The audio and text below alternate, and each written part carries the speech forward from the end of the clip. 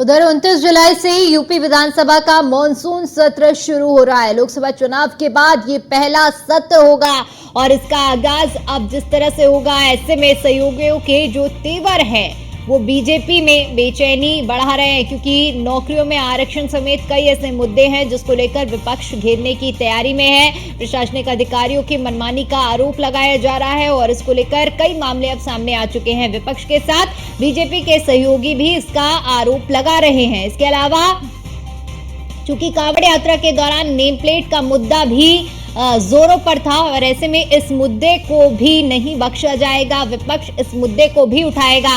इस मुद्दे पर आरएलडी ने भी विरोध के स्टैंड में नजर आई थी। इसके अलावा इस बार 5 दिन का यूपी का मॉनसून सत्र होने वाला है। तो 29 तारीख से यानी 29 जुलाई से मॉनसून सत्र की शुरुआत होगी और इस दौरान आपको ये भी बता दें कि कई ऐसे मुद्दे रहने वाले हैं जिनको लेकर विपक्ष पूरी तरह से अग्रसर नजर आएगा और सरकार को घेरता हुआ नजर आएगा। इसी पर ज्यादा जानकारी के साथ हमारे संवाददाता एसके वाजपेयी हमारे साथ जुड़ चुके हैं। एसके, 29 जुलाई से सत्र की शुरुआत हो रही है। ऐसे में तमाम बड़े मुद्दे हैं, चाहे बात नौकरियों में आरक्षण की हो या फिर अफसरों से जुड़े हुए जो विरोध देखने को मिल रहे हैं, अफसरों की मनमानी के आरोप हो या फिर कांवड़ यात्रा में नेम प्लेट का मुद्दा हो, इन सभी मुद्दों को उठाने में विपक्ष पीछे नहीं हटेगा। बिल्कुल, अगर हम देखें तो विपक्ष उत्तर प्रदेश में सत्ता पक्ष को घेरने का कोई भी मौका नहीं छोड़ना चाहता। हर मौके पर सत्ता पक्ष को घेरने की तैयारी विपक्ष की तरफ से लगातार की जा रही है। हालांकि चाहे वो सोशल मीडिया हो या उसके अलावा अलग अलग बयानबाजी के जरिए भारतीय जनता पार्टी और सरकार को घेरने का काम विपक्ष की तरफ से किया जा रहा है। हालांकि 29 तारीख से उत्तर प्रदेश विधानसभा का मानसून सत्र शुरू होने जा रहा है। इस सत्र के दौरान विपक्ष हंगामा कर सकता है, क्योंकि सत्र के हंगामेदार होने के आसार हैं, क्योंकि कई ऐसे मुद्दे हैं जिनको लेकर विपक्ष सत्ता पक्ष को घेरता हुआ नजर आएगा।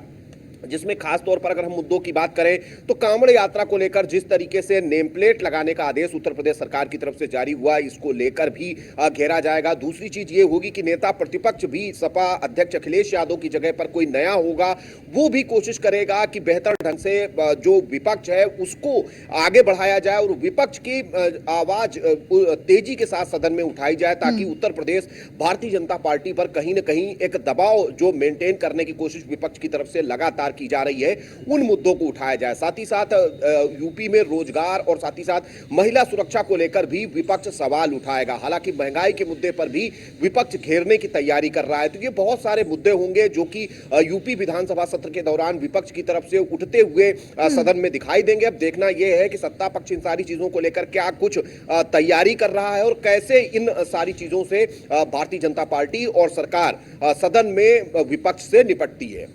बिल्कुल, अब देखने वाली बात यही रहने वाली है, क्योंकि तमाम ऐसे बड़े मुद्दे हैं जिनको लेकर तैयारी पूरी है विपक्ष की, और क्या मुद्दे रहने वाले हैं ये सत्र के दौरान ही देखने को मिलेगा। बहुत शुक्रिया आपका हमारे साथ जुड़ने के लिए और जानकारी के लिए।